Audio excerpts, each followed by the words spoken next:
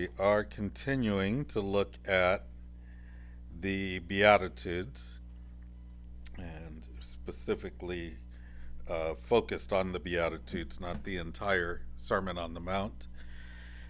Um, and picking up where we left off last week, there we are, is Matthew 5, verse number 5. Matthew 5, verse number 5. Blessed are the meek, for they shall inherit the earth. Blessed are the meek, for they shall inherit the earth. Pretty succinct and almost seemingly self-explanatory, except we've got two things that we need to make sure we understand. What two things are they in there? Yes. Well, first of all, at the end of the last class, we were ready to start the next one, I thought. This is the next one. This is the third one? Yes. Oh, okay. Well, then I apologize. Unless I made a mistake. Yeah, we did. More. Let's do more than last Yeah. time. Okay. Well, see, I've slept since then, so I don't remember. We need to understand what meek means. That's one. And when it says inherit the earth, that almost seems like it goes against everything else because we're talking about things out of heaven. So we need to, there something that's as small and succinct as this, obviously could be a whole study in and of itself. Meekness, a lot of discussion over that. I think a lot of you have probably heard the definition as strength under control. I do believe that based on my studies, that is a good definition of the word meekness, of the concept. Let's get past the word, of the concept that's being spoken of here. Yes. Unlike what I think the world thinks of meek, they think of somebody that's mousy and has no power. So it's important that when we see the Bible use the word, we understand it's power that's controlled. Indeed. And what's our proof of that? Jesus, Yes. Jesus, did he have power? ultimate. Right.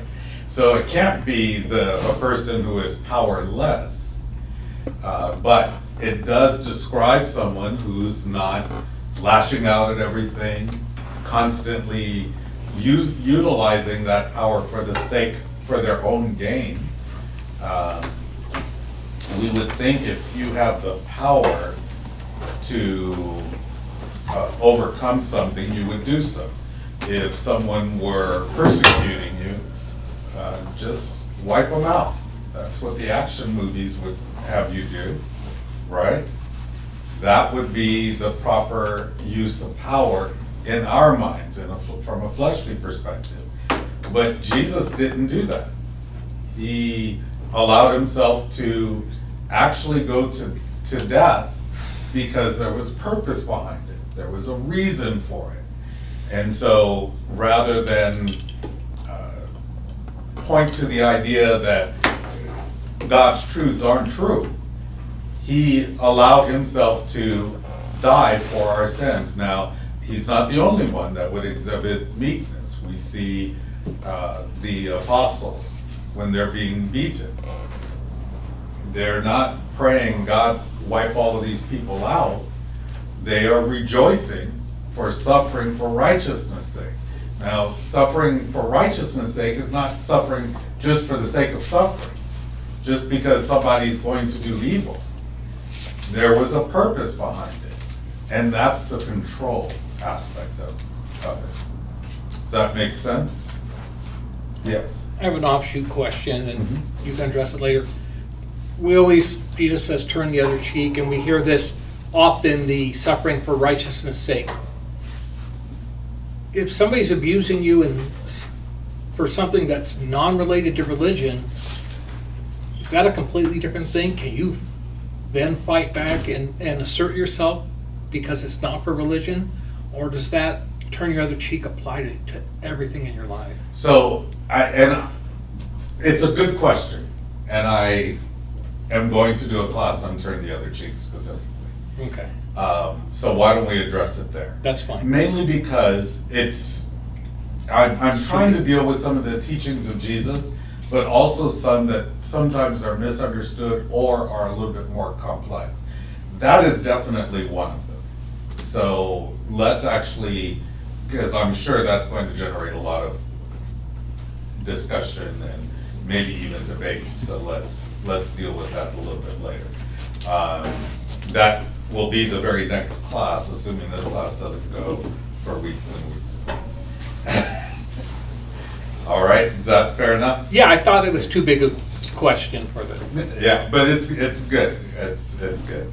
So I have a good idea. I'm going to do a class on that. So good it was already slated for the follow-up class.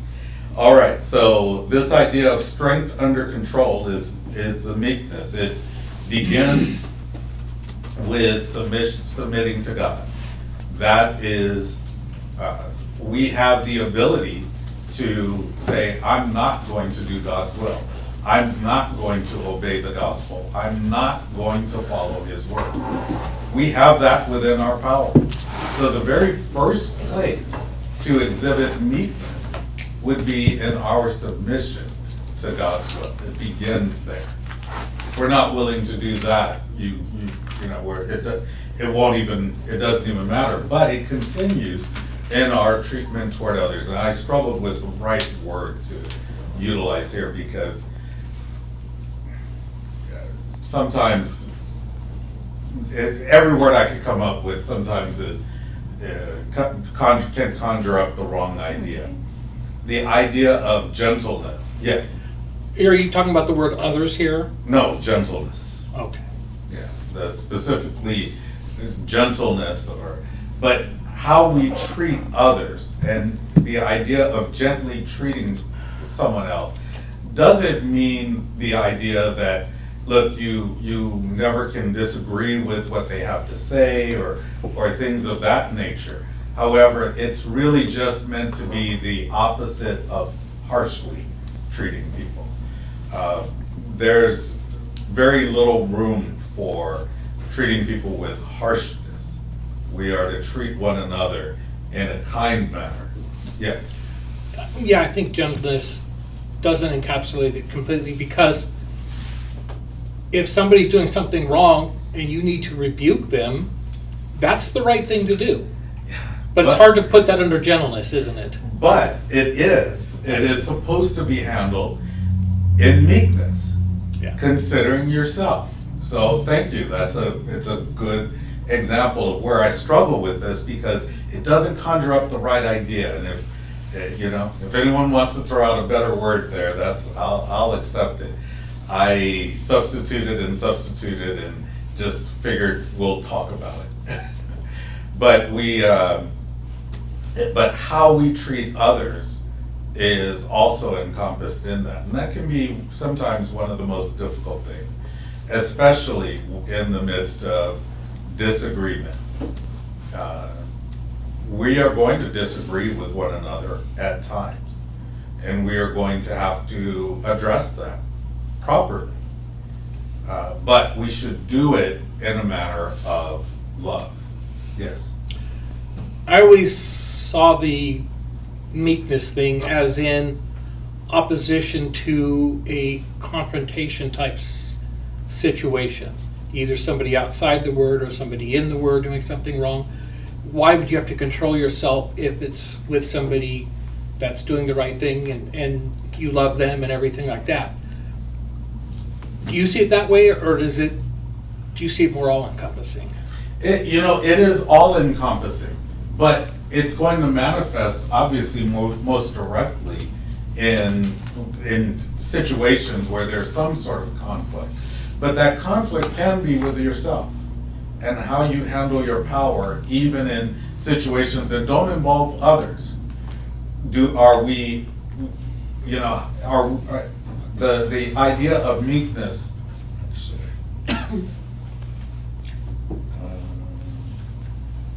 Well, then isn't that between you and God, so he's really the other in that situation? Well, sometimes it's between you and Satan. That's true. But I wanted to jump on down to Colossians 3:12. Put on, therefore, as the elect of God, holy and beloved, bowels of mercy, kindness, humbleness of mind, meekness, long-suffering. The idea there of putting on, the idea that this is something within your control. It is an active decision to make, to live a life of meek character. That this is adding a virtue to your character. And so the reason I wanted to jump down to there, we'll deal with the other ones in a moment, is it's not something that happens only at a time of conflict. You have to make this decision well before that time. You have to make the choice that this is the type of character I'm going to have. And in all of these aspects, the idea of being a forgiving, having a forgiving spirit, is not something that you want to only focus on in the midst of conflict. It can be very difficult then. And so it's something that we want to actively work on. So how do we work on it when we're living peaceably? Well, we're studying, we're contemplating situations, and we're contemplating our character, we're contemplating our relationship with God. So it's something that we actively have to work on. It is not just, well, Jesus was a meek character, had a meek character, and some do and some don't. This person, brother so-and-so, is very meek. So, that's a great attribute for them. No, the Bible describes it as something that we actually build. It's a virtue we actually work on. Brother Tharp. And you see the list of things you mentioned there, like forgiveness and stuff like that. We see that in the world outside the church, but the one you don't see very much is meekness, because it's come to mean weak and mousy. That's one that seems to be very unnatural for people to take. Yes, more so than those others. Even forgiveness, true forgiveness, godly forgiveness, is also in short supply in the world. But you're right. The concept of forgiving is not seen in the same way as meekness. Meekness is looked at as being just a weak person. You're weak in will, you're weak in power. That's how the world often looks at it. It's just important for us to understand, again, the easiest way to remember this for us is Jesus is described as being meek. And in no way would we ever think of Jesus as being weak in will and weak in strength, in actual power. Brother Marks. Actually, Mark, I'm going to phrase it as a question. Is gentleness related to anger? Meekness is very related to anger. Our reaction in anger. Because the Bible is not saying that we will never be angry, but we are to be slow to anger. What does that imply if we're told to be slow to anger? Control. Control. It connects with that. So now our reaction in our anger is definitely wrapped up in meekness, because your first instinct to lash out? Probably is. That's the flesh, right? I know super Christian never has that instinct, but average everyday Christian might have that instinct, because that is the flesh. We are flesh. We have chosen to live by the Spirit.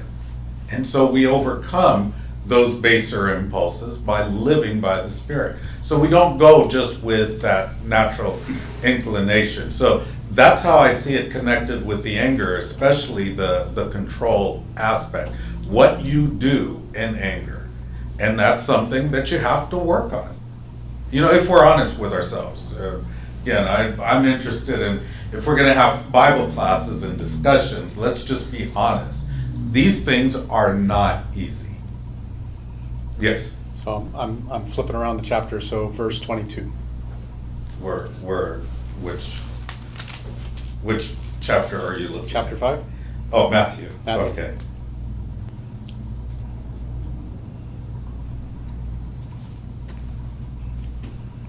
But I say to you, whosoever is angry with his brother without a cause shall be in danger of the judgment, and whosoever shall say to his brother, Raca, shall be in danger of the council, but whosoever shall say, thou fool, shall be in danger of hellfire. And we can do a whole study on that. That is truly a class. But did you have a specific question on that?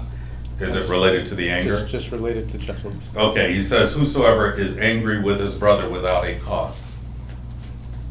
So that again implies that you may be angry, but there should be a just cause for it. It's the idea of being angry without a cause. Why would we do that? Well, again, dealing with matters of the flesh, we may have that propensity over minor matters, over matters that, you know, truly aren't worthy of being upset about. We do get upset, we do get angry, and that's a problem. But this is implying that I have control over even that. Now, my feelings are one thing, but I'm going to understand, look, I have no cause to be upset with my brother, and I'm not going to act out about it. So the control is always the key. Does that make sense? Michael? This might be out of left field, but any relationship, being gentleness, any relationship to when they used to call him a gentleman? Probably. I mean, I don't know the origin of that Well, I term, mean, some of the- but some of the I mean, attributes. it seems to connect back in a day where being a gentleman mattered. Yeah. You know, so I wouldn't be surprised. And I you know I say that, but you guys understand the way I mean that, because today we've just kind of thrown that out the window, that whole concept. Gentlemen are no longer around, it's dude. Yeah. But you know, I pray that we still value that old time concept Yeah. of being a gentleman. I don't think it has to go be out of date, even if it is with the rest of the world. Brother Merrick. Well, aren't we told in Ephesians 6 and verse 24 that it's okay to be angry, just don't sin? Yes. Yeah, so again, time and time again, you'll see the concept, but the idea of be angry and sin not still carries the exact same thing. It carries the idea of control. You can't fly off the handle, and that's where the difficulty comes in. You know, if we just react based on our instincts, then we're liable to sin. If we are under control, that's the power that we have, and that's the key. And God says we do have control over those decisions we make, even when we've been angered. Brother Tharp. Just as a quick example, I walked out of the movie the other day and I didn't attack the person who took me to the worst movie I've seen in a long time. A little angry, but I didn't attack him. I suggested a movie I didn't know anything about, and it was horrible. So, But I was a bit angry at the person who didn't investigate the movie and tell me, this is a horrible movie, let's not go see it. my question is, the world sees meek as weak. I don't know if that was always the case. 2,000 years ago it was the same thing. But are we as Christians afraid of being seen as weak in the world? Is there a way to be meek without being weak? I won't categorize everybody, because we've got a couple of concepts that I would categorize people into, and as opposed to one. There's a lot of probably what we might relate to is we don't want to be seen as weak to people outside. And so our demeanor might go against what we should do in the Bible because it's our idea that we don't want to be seen as weak. And meekness might be considered weak. You know, when I was a kid and you're pushed around, you know, a lot of times people would say, hey, what are you going to do about it? People would egg you on. Why? Because they're saying, look, if you don't react, you're weak. But the Bible comes along and says, I can choose not to react to this. I can choose this. And that's not a weak thing. So that's one. The other, though, is there's this imagery that's been around for a long time. I can't say how long. Definitely predates me, but when I look at readings and art and all of that depict Jesus as this frail human being walking around with his head down. And that's the imagery that we carry around of Jesus. However, it's very different from the way the Bible describes him. He's a carpenter. He's going to be a man of you know, some strength physically. He, you know, the Bible says he wasn't necessarily where his physical beauty was going to attract the world, but it doesn't mean that he was frail and weak. When we see him respond at certain times, we see him respond as a person with strength. And so that category has caused some people to think being emblematic of Jesus is being emblematic of being this frail, weak, and mousy person. So they take on that persona because they think that's what meekness is. And so, yeah, it's not always not wanting to be weak. Sometimes people want to look weaker to exemplify what they think Jesus was like. And we just need to really read the scriptures and understand these principles better. Sister Buttrey. I think if people would read when Jesus spent 40 days in the wilderness and then resisted the devil's temptation, that's not weakness. That's super strength. It's not And weakness. if people look at us, and I think if you balance the meekness with standing firm for the word and standing for what's right, people can look at you if you say someone does something to you, you don't react to it, and they're going to think you're weak. But then you see someone over here that's being teased or whatever, you go and stand up for them. They're going to see the balance, and they're not going to think you're weak. Yeah, when we see Jesus respond to Satan after being hungered, he responds with strength. He responds very directly and very strong. Now that's not attacking, he's responding and defending the word of God. When we see Stephen being confronted by Israel, he responds in a very strong way. And we can see in a time after time. And I know sometimes as Christians, we may think, well, people should always respond with words that are just always sweet to hear. But there are times to be direct. There are times we see that. That doesn't go against weakness. That's still in control. That's recognizing there is a time to just be direct. Brother Young. You mentioned about the flesh and the spirit. Of course, we know that as children of God, we are of the spirit. Human beings began in the Garden of Eden, looking at two fruits. One is the fruit of life, one is the fruit of knowledge of good and evil. But we humans prefer or have this tendency of greed, I would say greed, for fear of missing out. So we fell into temptation. We took the fruit. They allow us to give into ourselves, saying that I'm not going to miss out. I want to be as smart. I want to be better than somebody. So that led us into a state of destruction. Paul then in Galatians 5 point to the fact that this fruit of the Spirit is still there for us to desire, to go back to. So love, joy, peace are the first three. And then the rest kind of define what meekness is. I was surprised that this was repeated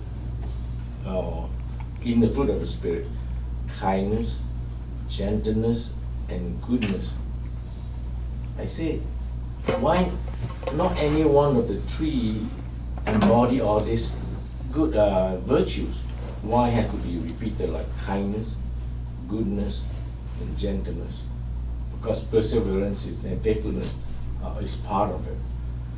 So if we continue heed Paul's advice to eat the fruit of the Spirit,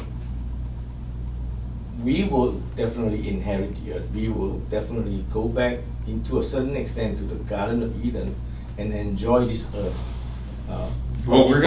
Before that, Paul said that if you bite one another, we're going to you talk, will destroy yourself. and we're going to talk about what that inherit the earth is. We haven't even talked about that part yet. But you're right. Those virtues again are what we're dealing with here. And the attitudes. Each one of these is a virtue and a reward, right?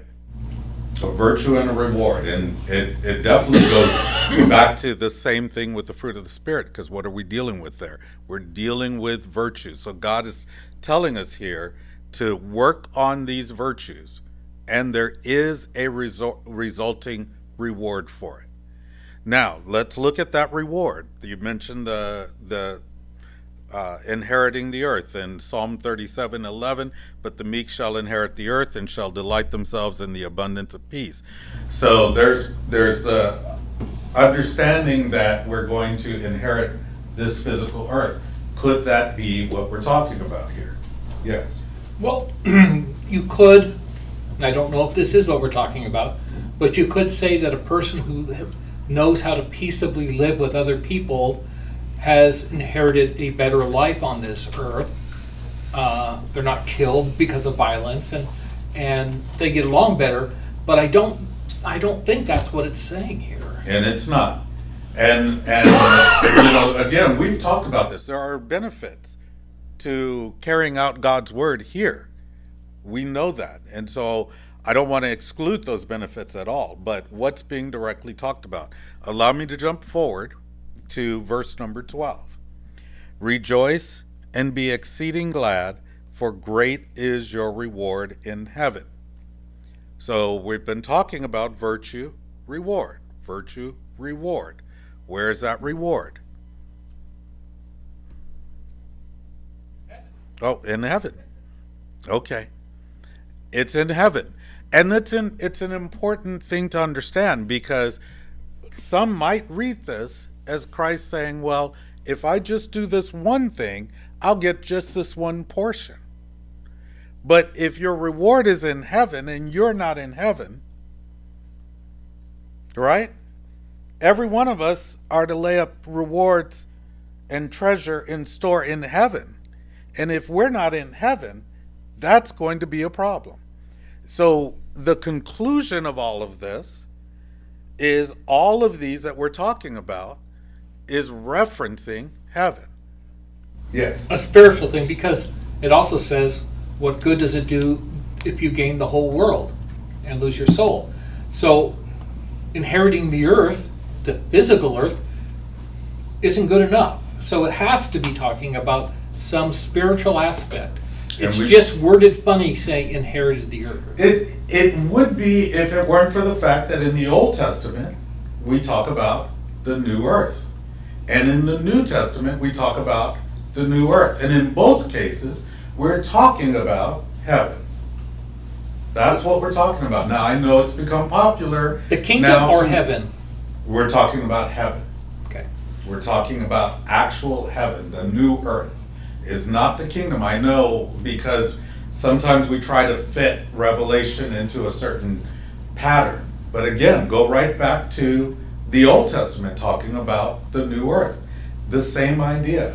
So what is happening is it's an analogy being made each and every time to our dwelling place. And it's nothing more than that. That's how they understood it then. Where do we live? Earth. Where will we live? Well, that analogy, that name works. It's a new earth. Why is it that God talks about New Jerusalem? That analogy doesn't work in the way that man has started trying to make it fit. Because the idea, well, that's a whole nother lesson. Anyway, I do want to get off of this verse eventually. Brother Young. But John did tell us that when we serve God or love God, we have to love one another. The Old Testament is always a shadow that points to the reality. So John asks us, if you say you love God and yet your brother next to you cannot love, how could you do that?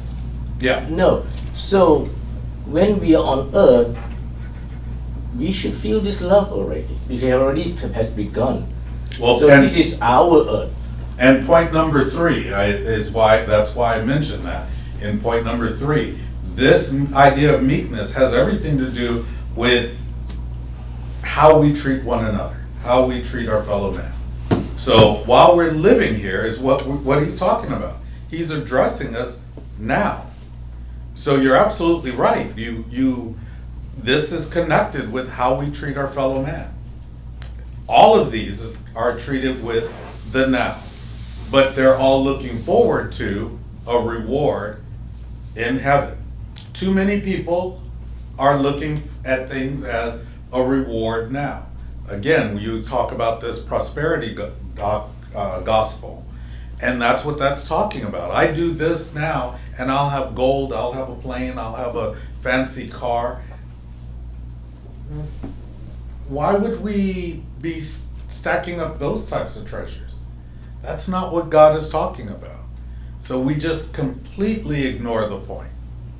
But these virtues are to be exhibited in our lives today, including especially toward our fellow man.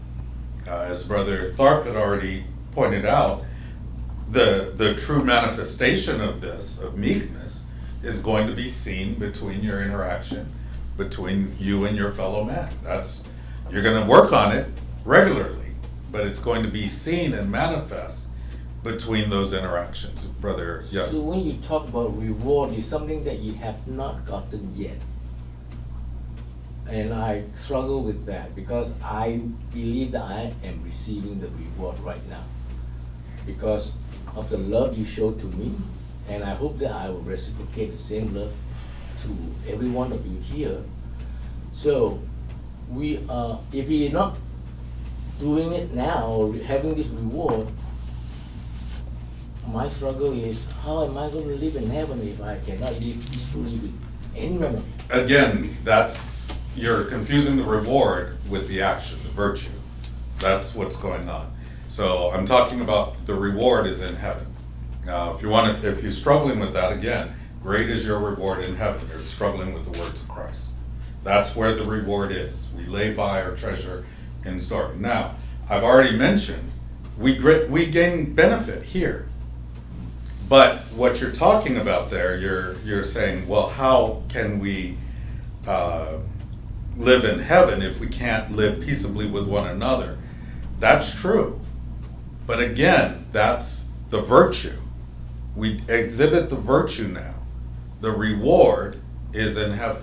You may die without seeing that reward.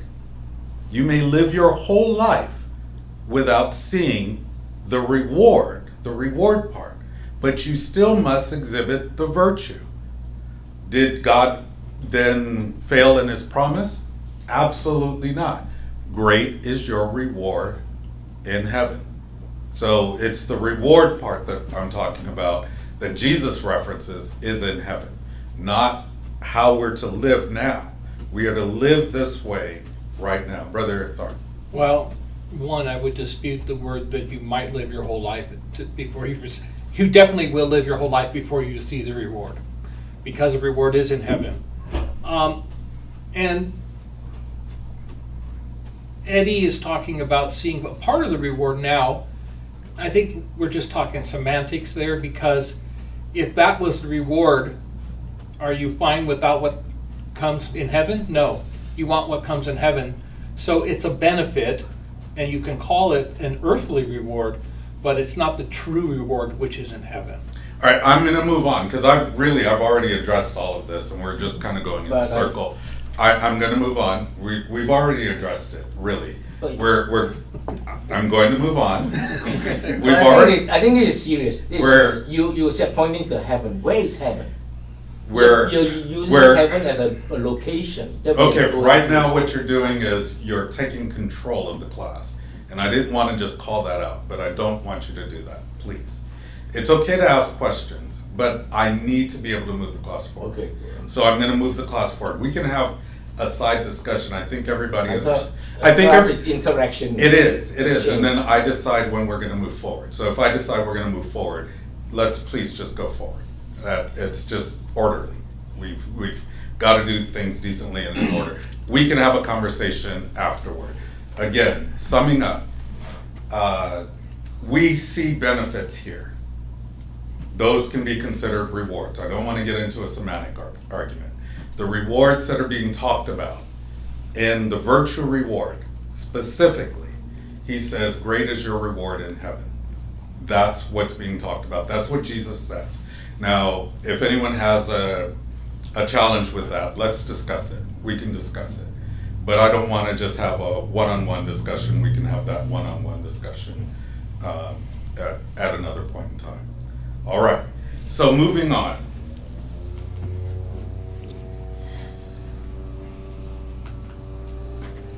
Matthew 5, verse number 6. Blessed are they which do hunger and thirst after righteousness, for they shall be filled. So this one also sounds very obvious. Blessed are they who thirst and hunger after righteousness. What is he saying there? Yes. It's something I noticed about all of these. They're sort of almost mini parables in that he uses physical, real life emotions and desires and hunger to exhibit something he's talking about spiritually. Because hunger is something we know of as physical, but what he's talking about is our desire to be righteous. Absolutely. So he's describing here this idea of this analogy of hunger and thirst as being an extreme desire for something. I want, when I am hungry, I need to be fed. I am weak if I'm not fed. If I'm thirsty, the same is true. I need that to be satisfied. My body physically needs it. But we're not talking about that physical hunger and physical thirst. We're talking about a hunger and thirst for righteousness. Now, what does that mean? I hunger and thirst for righteousness. Yes. I'm going to talk about a philosopher for a second. It was either Plato or Aristotle, I'm not sure, had a student come to him and wanted to be taught. And he took him to the ocean and held him under the water until he sprang up. And he says, when you thirst for knowledge as much as you did air right then I'll teach you. And I think that's kind of the same point Jesus is when we strive for righteousness more than our physicality, then that's where we should be at. Yeah, I mean, it has got to be a primary thing. Obviously not just the way people see us, but the idea of actually desiring God's standard, which means is desiring righteousness just desiring God's word? Is that what it is? Is that part of it? Or is that the entirety of it? Because sometimes we say, well, desiring righteousness and hungering after righteousness is hungering after his word. Yes. I think it's also your desire to serve and do his will and others. Yeah, so it really is more encompassing sometimes than what we limit it to when we say, well, desiring the word. Now, we know the source of everything is going to be his word. The source of his word, or the source of our desire to serve, should be based in his word. The desire for justice, God's justice. Do we desire God's justice? You see, sometimes we say no. Yes and no. And sometimes we say yes. Right. But it depends if it's us, we don't want it. If it's somebody else, we want it then. But when I make this statement, we serve a just God. He is faithful and just and will forgive us.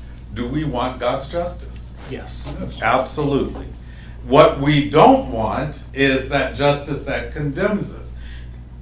It's all encompassing. What is righteous is, yes. Desire, in this case, if I was a little kid and I desired to go to Disneyland and that's all I ever did was want to go and never went, that wouldn't be satisfying. It's desiring it enough that you actually go, like Kathy says, it's an action. It's actually living, wanting to do it and doing it, not just wanting. Yes, so this one is an interesting one because the way it's termed is a little different than the others. Blessed are they which hunger and thirst after righteousness, for they shall be filled. They're going to receive what it is that they're looking for. That is God's righteousness. Now, here on earth, what are we receiving? His word. Is that part of his righteousness? Yes. Absolutely. But I see that as the reward, not the benefit. Like I said, all of it, that's part of his righteousness. And can we be filled with his word now? Yes and no. Can we ever get enough? No. So we get his righteousness, but we're not being filled. When we're filled, it's enough. It's all. There's going to come a point where that part is done. Right? We're done living here and we are in eternity. Yes. Well, I think of what Paul says in I have fought the good fight, I've run the race. Was Paul saying he was filled? No, he was saying his work his work is done. The challenge is done. The race is done. The event is done. And now he's done. Now, was he saying he's filled? No. Is he filled? When this happens and how it happens and all of that would cause me to have to speak on areas of the afterlife that I just don't know. I just don't have. We see a picture of Lazarus who is comforted. Is he filled? He was hungry before. He's comforted now. I just, again, I can only go so far with that. We know there's going to come a point where we're filled. That's the promise. Right now, we continue to hunger and thirst after righteousness. We continue that, right? And we shouldn't stop with that zeal. We shouldn't stop pursuing God's righteousness. That means we're continuing to desire it. We're receiving it, and we're still continuing to desire it. Does that make sense? It doesn't mean we don't have God's righteousness. We're surrounded by it. We have his word. We have one another. We're interacting with one another. We're encouraged by one another. We receive blessings day by day. All of that is going on. But we're not filled right now. Because if we're filled, we'll say, okay, we've had enough. Make sense? So when he says God will satisfy our hunger, take a look at Psalm 119, verse 20.